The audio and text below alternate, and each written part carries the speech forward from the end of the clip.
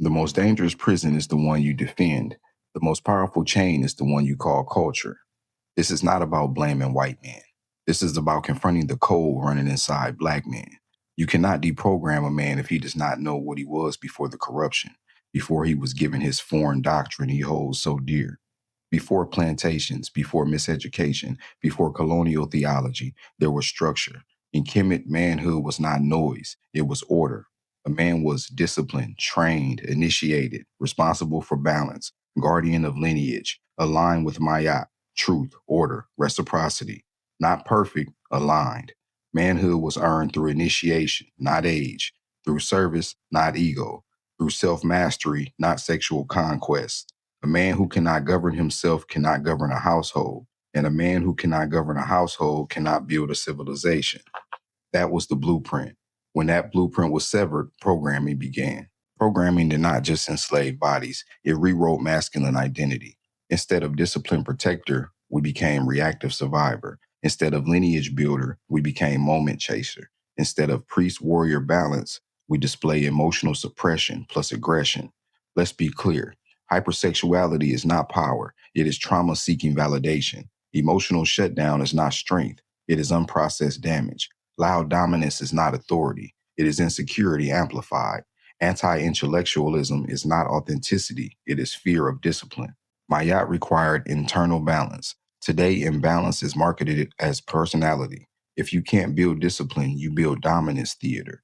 And if your identity is built on rebellion, you are still reacting to your oppressor, because rebellion without reconstruction is still dependency. This is where it gets uncomfortable and dangerous. When a man is taught that suffering is holy, rescue is coming, justice belongs to the afterlife, responsibility can be absolved, he stops building. In ancient Nile civilization, divine alignment required action. Mayat was not passive, it was enacted. A man waiting to be saved is suspended in spiritual adolescence. A man waiting to be saved is already conquered, not because faith is weak, because passivity is. When responsibility is outsourced, power dissolves.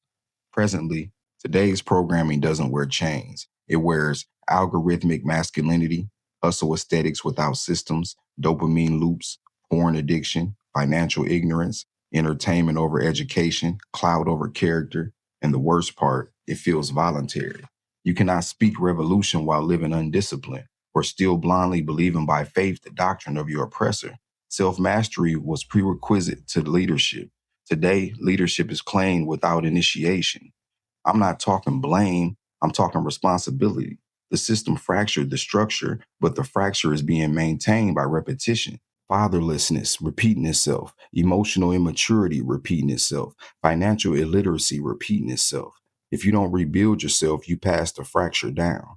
So what does deprogramming actually look like?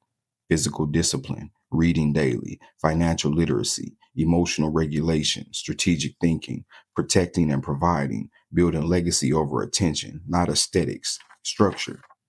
No one is coming, not politically, not spiritually, not economically. The system may have written the code, but you're the one still running it. Deprogramming is not comfortable. That's why most won't do it. If you're serious about breaking mental conditioning, the framework is already built. Get the deprogramming packet. And remember, nothing they gave us is better than what we have. Peace.